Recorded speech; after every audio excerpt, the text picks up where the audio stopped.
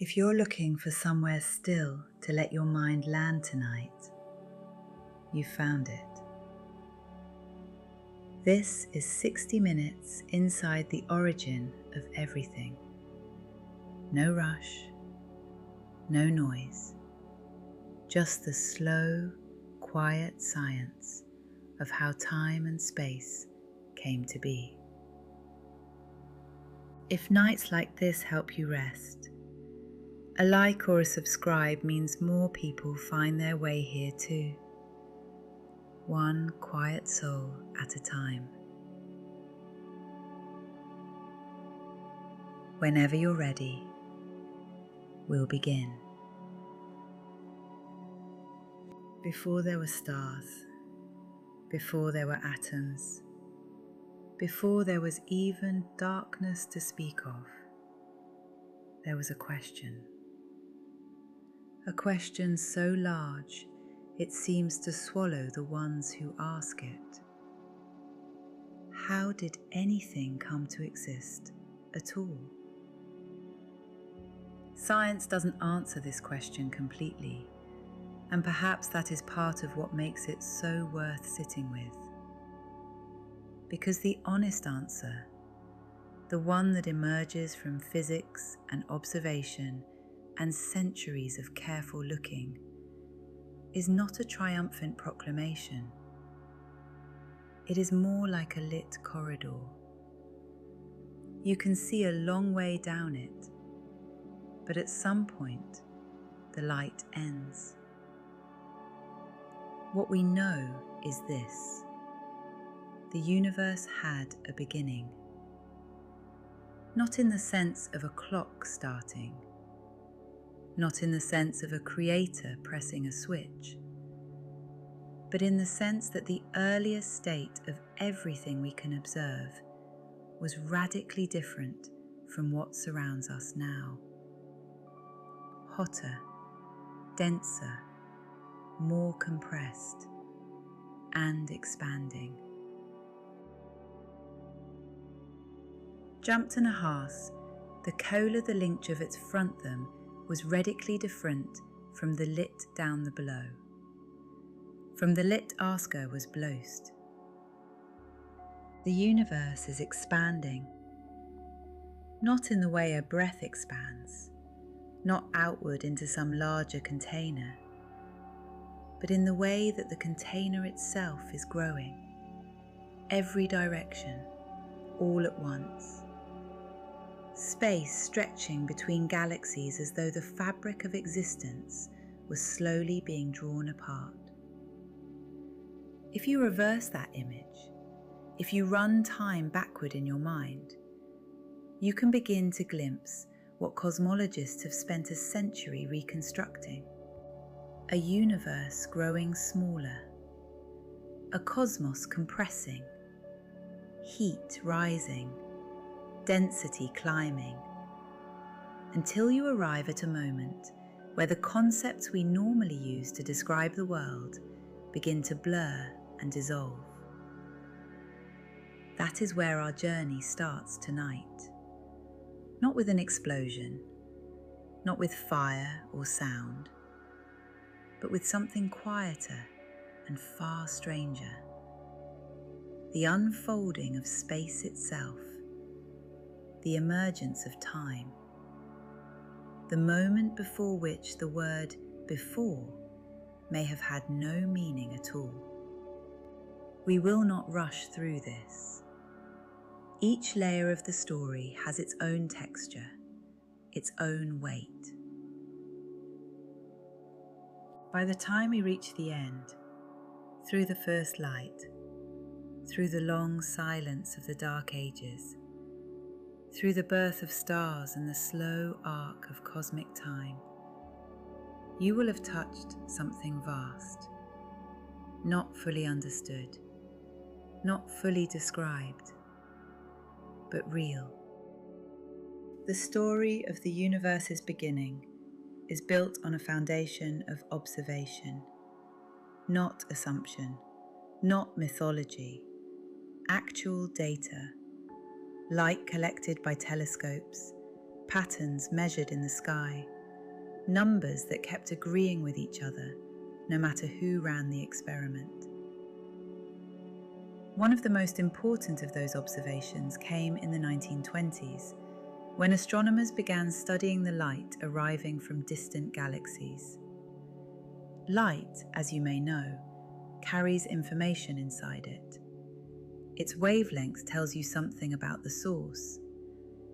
And what the astronomers noticed was that the light from distant galaxies was shifted, not randomly, but consistently, predictably, toward longer wavelengths, toward the red end of the spectrum.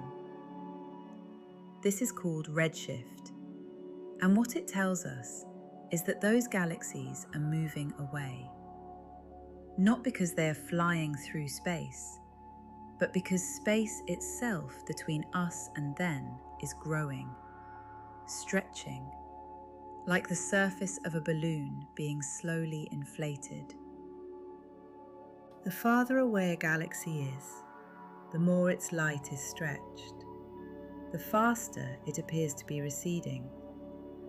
This relationship, distance to recession speed, is what we now call Hubble's law, named after the astronomer whose measurements first made the pattern undeniable. What follows from that observation is something almost vertiginous. If space is expanding now, then it was smaller before. If you trace the expansion backward, if you follow the logic of a shrinking, compressing cosmos, you arrive at a state of extraordinary density. Not a single point, exactly. Physics resists that precision. But a state where everything we see in the universe today was packed into a region of incomprehensible heat and pressure. That early state, and the process by which it unfolded into the universe we inhabit, is what we call the Big Bang. Though that name is perhaps a little misleading, there was no bang, no explosion into empty space. Space was not yet a container waiting to be filled. Space was part of what was emerging. Time was part of what was beginning. It is one of those facts that sounds like poetry, but is actually physics. The earliest sliver of time we can meaningfully describe is called the Planck epoch. It lasted a fraction of a second, so small that writing it out would require a row of zeros longer than this sentence. During this period, the universe was so compact, so hot, so energetically extreme, that the four fundamental forces of nature, gravity, electromagnetism, the strong nuclear force, and the weak nuclear force, are thought to have been unified. Not cooperating, not parallel, but indistinguishable from one another. A single force, an undivided symmetry, something our current mathematics can approach, but not fully describe. As the universe expanded and cooled, those forces began to separate. Gravity split away first, then the strong force, then the electromagnetic and weak forces parted from each other. Each separation was not a catastrophe, but a transition, smooth, almost inevitable, like phases of matter crystallizing as a liquid cools. And with each separation, new structures became possible. One of the most dramatic events in this early cascade was a period called cosmic inflation. In an almost impossibly short window of time, far shorter than any human unit of measurement meaningfully captures, the universe expanded at a rate faster than the speed of light. Not matter moving through space, space itself stretching, ballooning outward with exponential ferocity. Inflation explains something that otherwise puzzles cosmologists. The universe, when we look at it today, is remarkably uniform.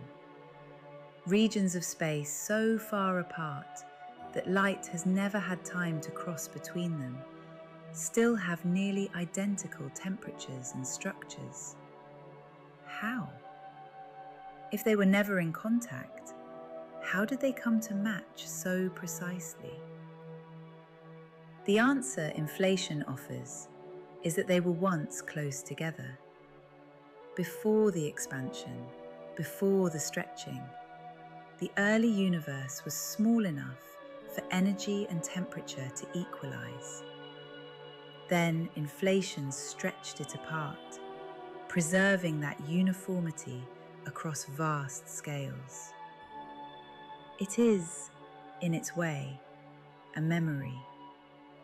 The cosmos carrying forward the shape of its earliest moments. After inflation ended, its energy didn't vanish. It transformed, converting into a dense, hot plasma of particles and radiation. This reheating marked the beginning of what most people mean when they say the Big Bang. The moment from which we can trace the formation of protons, neutrons, and eventually the first atoms. In the first few minutes after this, in conditions of extraordinary temperature and pressure, the nuclei of the lightest elements formed: hydrogen, helium, traces of lithium. This process, called primordial nucleosynthesis, determined the basic chemical composition of the cosmos. And, remarkably, when scientists calculate what should have emerged from those conditions, the numbers match what we observe today. The universe was announcing its own history, and we, billions of years later, learned how to read it. For the first several 100,000 years, the universe was opaque. Not dark exactly, more like the inside of a cloud lit from within. A glowing plasma so dense that photons could travel only a short distance before colliding with a charged particle and scattering again. Light existed, but it could not move freely. It was trapped inside the glow, bouncing endlessly through a fog of protons and electrons. Then, roughly 380,000 years after the beginning, the universe cooled enough for something crucial to happen. Electrons, which had been moving freely through the plasma, slowed enough to be captured by protons. They settled into stable orbits. Atoms formed, neutral hydrogen atoms mostly. And with neutrality came transparency. The fog lifted, and the light that had been trapped, the photons that had spent hundreds of thousands of years scattering and bouncing, streamed freely across space for the first time. That light is still traveling. We call it the cosmic microwave background, the CMB. It surrounds us in every direction, not visible to the naked eye, because billions of years of expansion have stretched its wavelengths down into the microwave portion of the spectrum, but detectable, measurable, and extraordinarily informative. The discovery of the CMB arrived in a characteristically human way, sideways, through accident, through a maddening hiss that wouldn't go away. In 1965, two engineers testing a radio antenna in New Jersey kept encountering a persistent signal. It was constant, directionless, and immune to their attempts to remove it. They checked everything. They even removed birds nesting in the antenna. The signal remained. What they had found was the oldest light in the observable universe. At nearly the same time, a group of physicists had predicted that such a signal should exist. When the two teams compared notes, the significance became clear. The Big Bang had left behind a fingerprint, a remnant of its earliest light, still radiating across the sky, still telling the story of a moment 380,000 years into cosmic history. At first glance, the CMB looks almost perfectly uniform. Its temperature, in every direction, is about 2.7 degrees above absolute zero. Cold, featureless, ancient. But instruments capable of extraordinary precision revealed something remarkable beneath that smoothness. Tiny fluctuations, temperature differences of just millionths of a degree. These ripples, called anisotropies, were not noise. They were signal. They marked places in the early universe where matter was slightly denser, slightly more compressed. And over billions of years, gravity would take those tiny differences and amplify them. The denser regions would pull in more material. They would collapse. They would ignite. They would become galaxies, stars, and the intricate architecture of everything we see. Without those ripples, none of this would exist. The CMB is, in a very real sense, a baby picture of the cosmos, a snapshot of the universe at 380,000 years old, before the first star, before the first planet, before anything we would recognize. And by studying the pattern of those temperature fluctuations, cosmologists can read the composition of the universe with remarkable precision. They can measure how much ordinary matter exists, the kind that makes up stars and breath and bone. They can infer the presence of dark matter, something that exerts gravitational influence without emitting light. And they can detect the fingerprints of dark energy, a mysterious pressure embedded in the fabric of space itself, driving the universe's continued expansion. The oldest light in existence turns out to be one of our most eloquent sources of knowledge. The most detailed map of the CMB ever produced came from the Planck satellite, launched in 2009.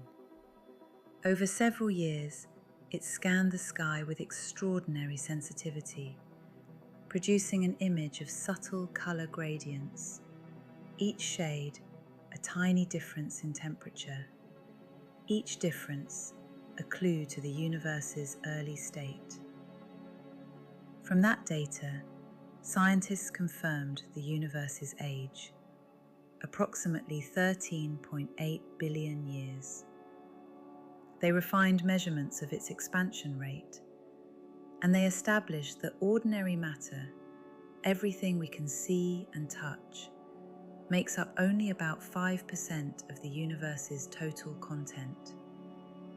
The rest is invisible. Dark matter, perhaps 27%, holding galaxies together through gravity. Dark energy, roughly 68%, pushing the cosmos apart. The universe we inhabit is mostly made of things we cannot see and do not yet fully understand. There is something humbling in that, and something clarifying. Among the deepest questions the Big Bang raises, one that floats beneath all the others, is this: why does anything exist at all? The laws of physics as we understand them suggest that matter and antimatter should have been born in equal amounts from the energy of the early universe. For every proton, an antiproton. For every electron, a positron. Each pair carrying equal and opposite properties. And when matter meets antimatter, they annihilate, converting back into pure energy as completely as if they had never existed. In theory, the universe should have erased itself. Matter and antimatter should have cancelled out, leaving nothing but light. And yet, we are here. Somewhere in the first fractions of a second, the symmetry broke. Matter and antimatter were not produced in perfectly equal amounts. The imbalance was extraordinarily small, perhaps one extra particle of matter for every billion pairs. But when all the annihilations were complete, that small remainder was left behind. From that remainder, from that cosmic rounding error, came every atom that has ever existed, every star, every planet, every molecule of ocean water, every breath taken in the history of life on Earth.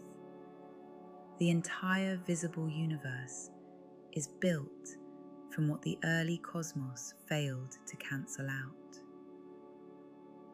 This imbalance is called baryonic asymmetry, and it remains one of the most compelling open questions in all of physics. What tipped the scales? What introduced that preference for matter over antimatter into the fabric of physical law? One leading direction involves what are called CP violations, processes in which the laws of physics treat matter and antimatter slightly differently. These violations have been observed in laboratory experiments, in the decay of certain particles, but the magnitude observed so far is not large enough to fully account for the imbalance we see in the cosmos. Another possibility points toward exotic particles that may have existed in the earliest moments. Heavy, short-lived, and theoretically capable of decaying in asymmetric ways. If these particles decayed just slightly more often into matter than antimatter, the small imbalance would have propagated forward.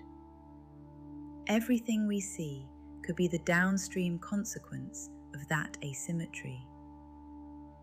But these particles, if they ever existed, vanished almost instantly. They left no direct trace, only their influence. We infer them the way you might infer the wind from the movement of distant leaves. And so the search continues. In particle accelerators driving matter at near light speeds. In underground laboratories watching for vanishingly rare neutrino interactions. In the faint polarization of the cosmic microwave background, scientists are looking for any confirmation that the laws of nature carry a slight preference, a lean, a bias toward existence over annihilation. There is something almost philosophical in that search. We are made of the universe's remainder, its imperfection, and we are trying to understand why that imperfection happened, why we are here to ask the question at all. After the matter-antimatter asymmetry was resolved, the universe entered a long phase of consolidation. Gravity, quiet, patient, always present, began to pull the matter together. The slight density fluctuations seeded in the earliest moments grew. Regions that were fractionally denser accumulated more and more material. For hundreds of millions of years, there was no light. No stars had yet formed. The photons released at recombination had stretched and thinned and faded from visibility. The universe, vast, full of hydrogen and helium, threaded with dark matter, was simply dark. This era is called the Cosmic Dark Ages, and it lasted for an almost incomprehensible stretch of time.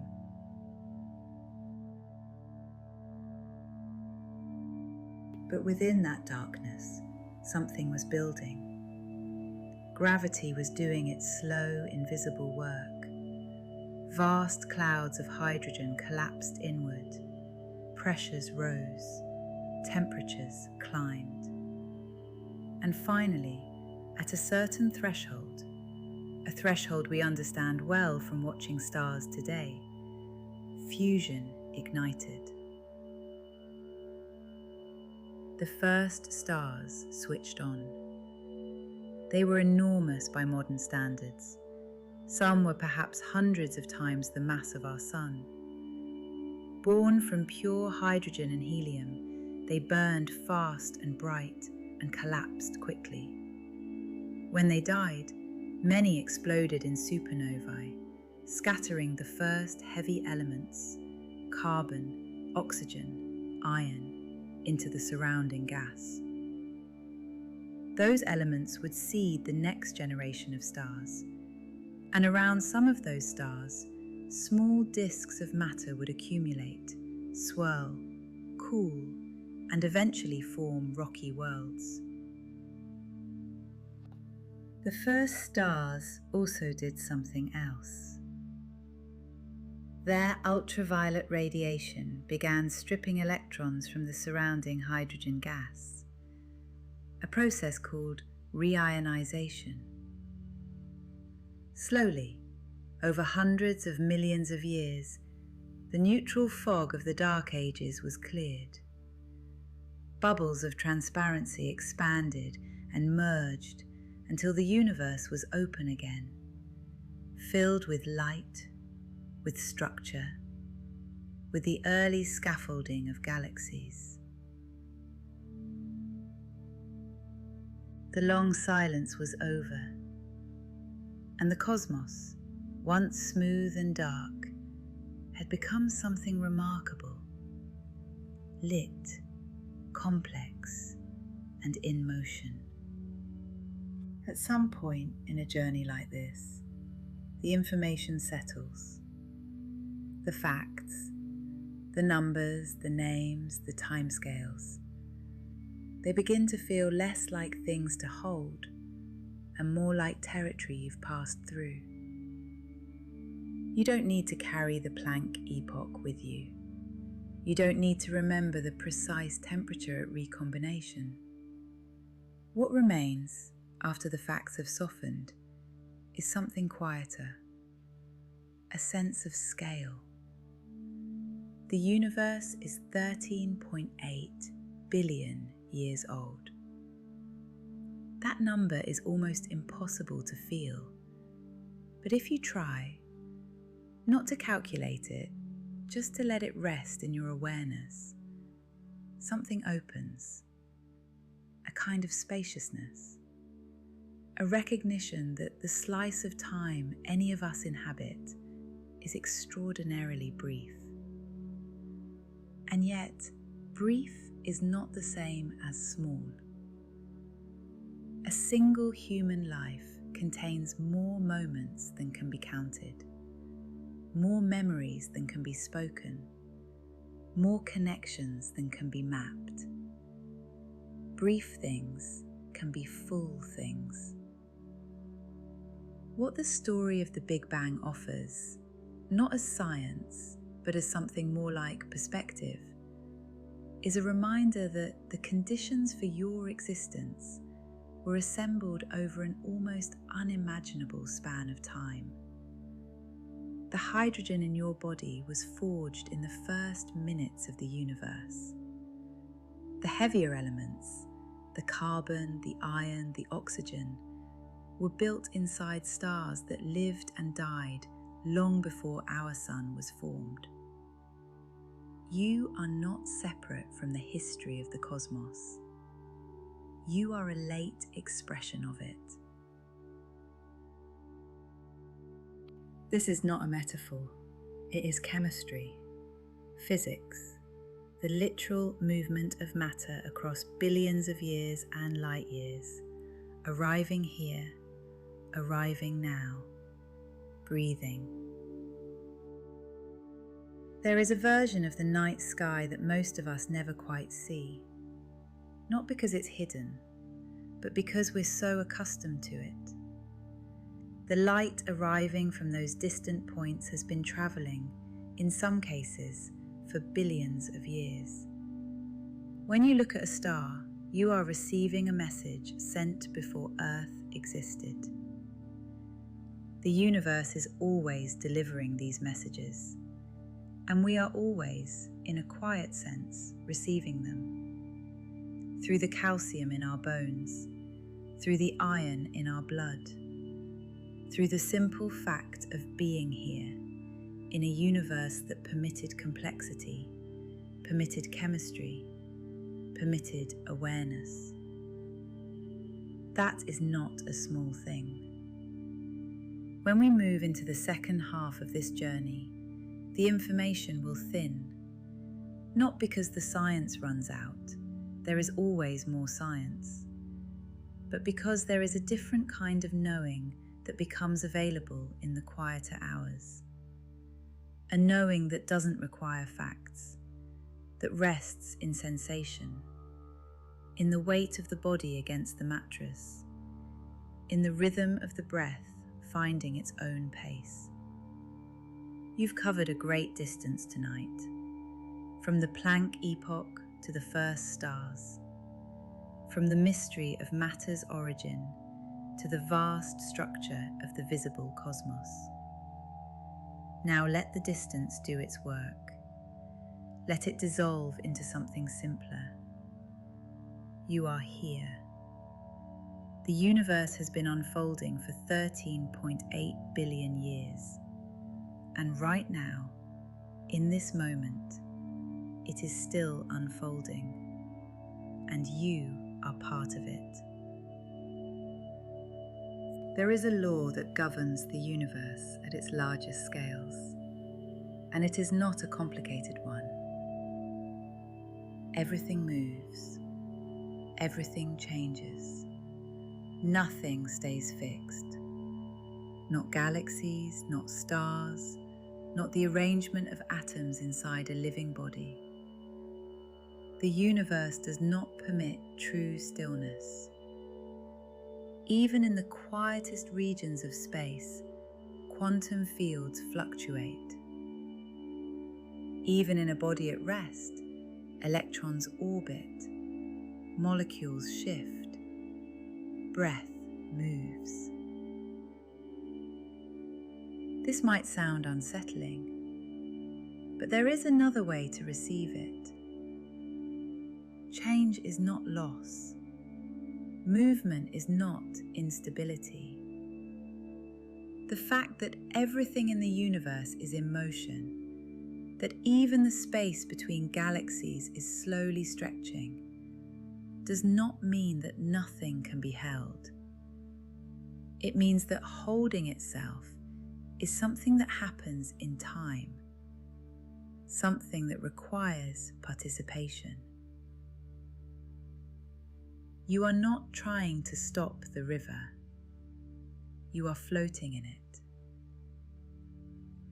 Consider what it means that the universe was once so compressed, so undifferentiated, that no distinction between forces was possible.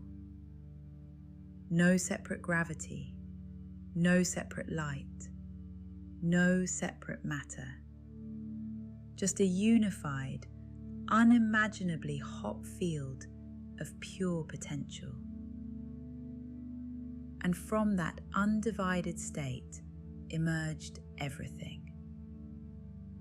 Not through violence exactly, through cooling, through the gentle reduction of energy, through the patient work of thermodynamics.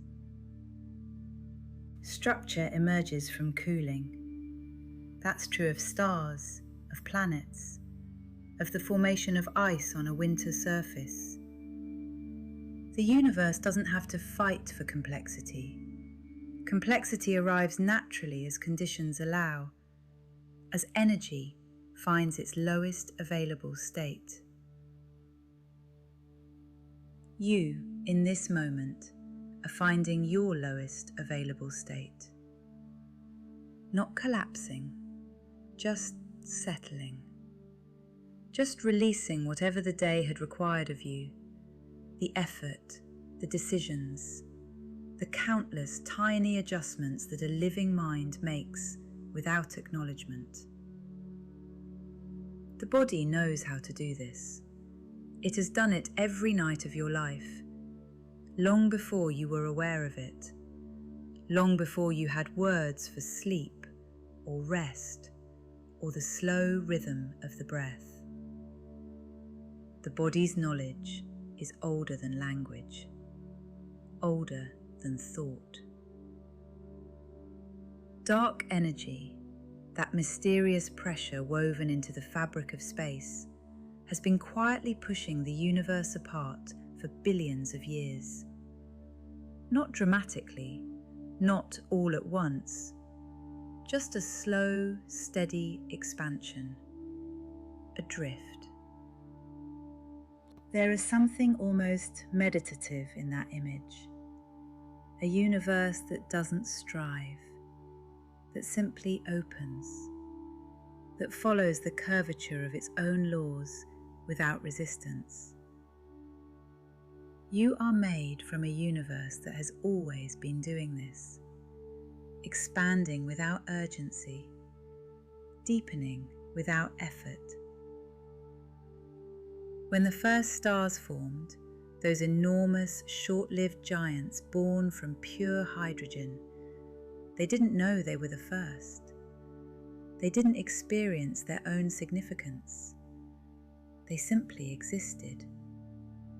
They burned according to their nature. They illuminated what they could. And when their fuel was gone, they scattered themselves across space. Their remnants became new stars, new systems, new chemistry. The act of ending became the condition for beginning.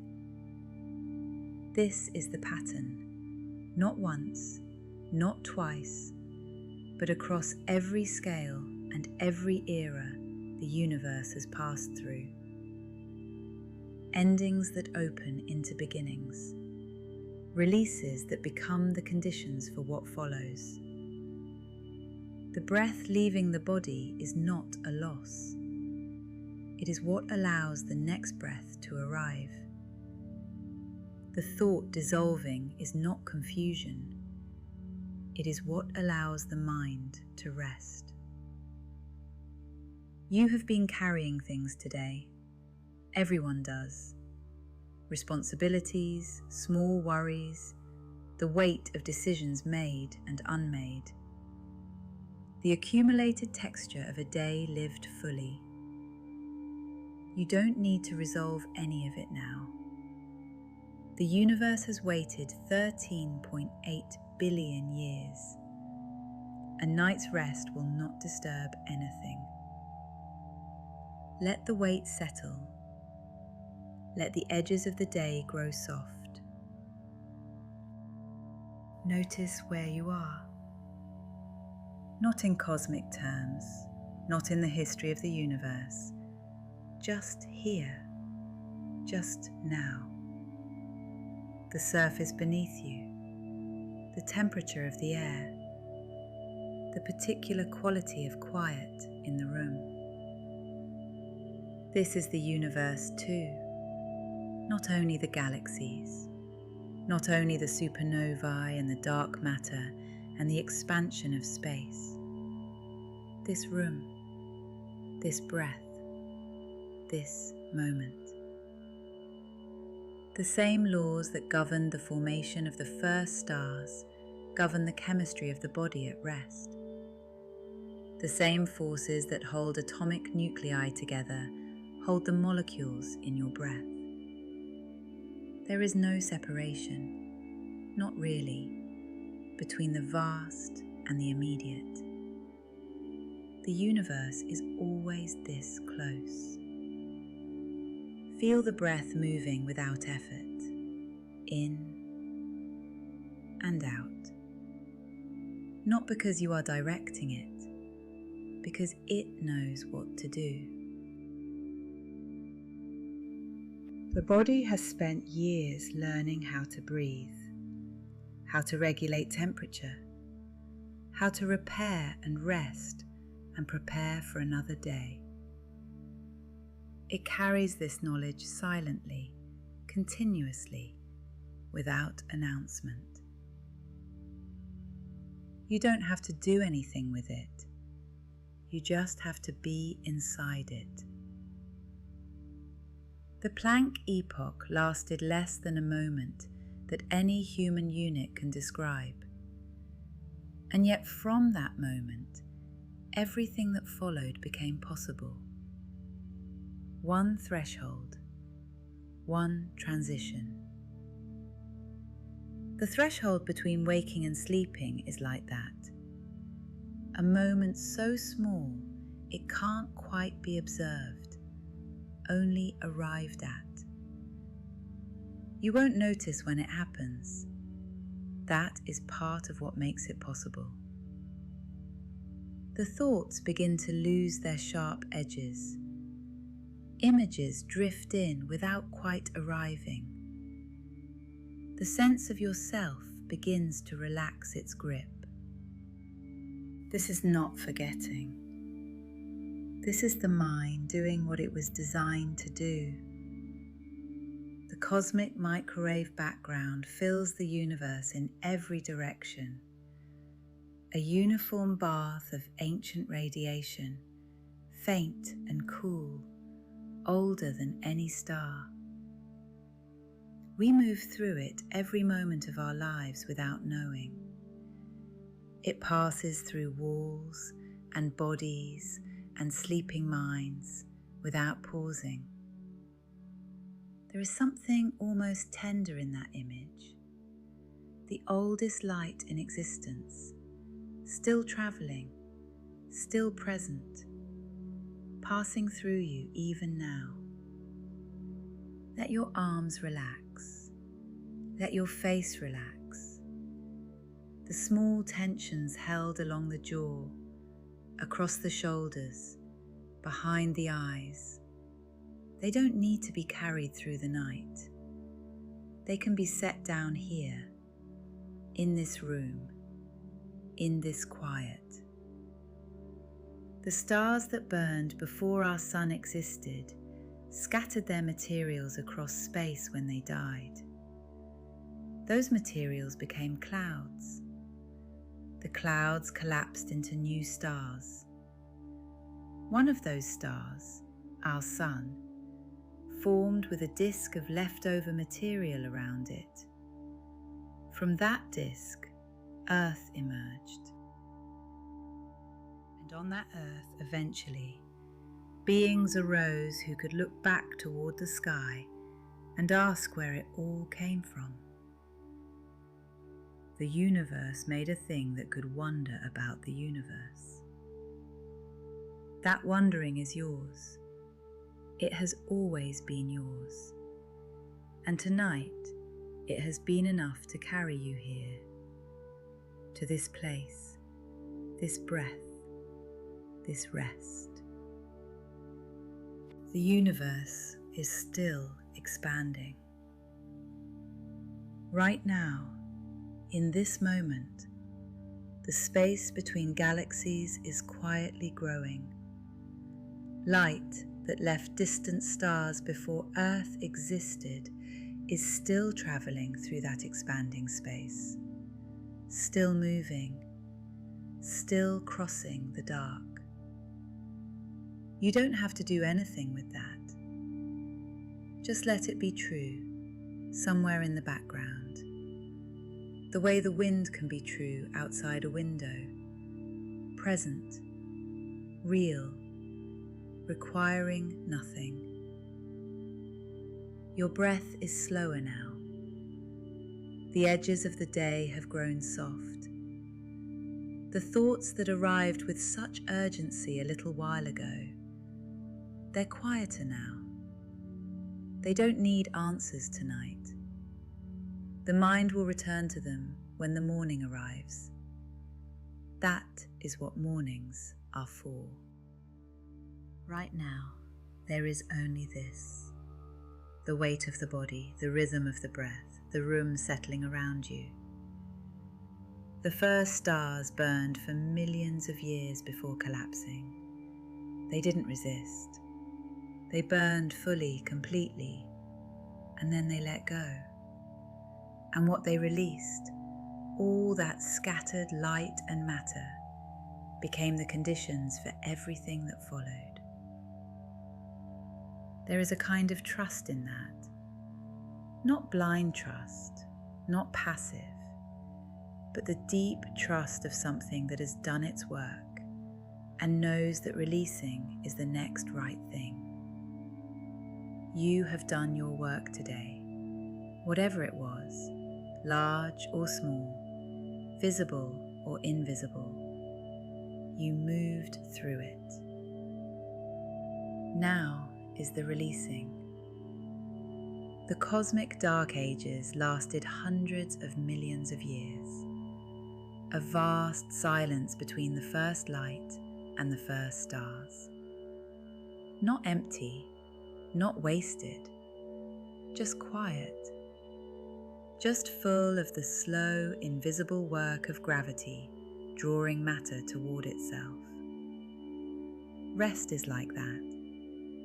It looks like stillness, but underneath something is working. Cells repairing, memory consolidating, the nervous system finding its balance, the body doing what it was built to do in the dark.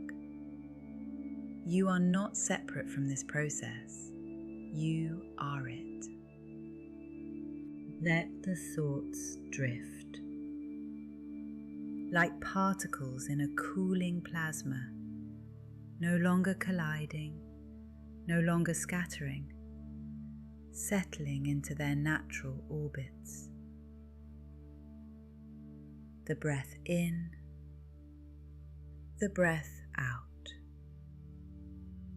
Somewhere a star is forming right now, a cloud of hydrogen collapsing under its own weight, heat building at its core, the first fusion reactions igniting, a new light beginning to burn against the dark. You don't need to witness it. It is happening without you, as so much of the universe does. Vast, continuous, patient, requiring no attention to continue. Your body knows how to sleep. It has always known. Before you were aware of the night sky, before you knew the word for sleep, before language or memory or the long chain of days that brought you here. The knowing is older than you are. Trust it. The universe that began in heat is moving slowly toward a cooler state. Over billions and billions of years, the stars will thin. The galaxies will drift apart. The last lights will fade.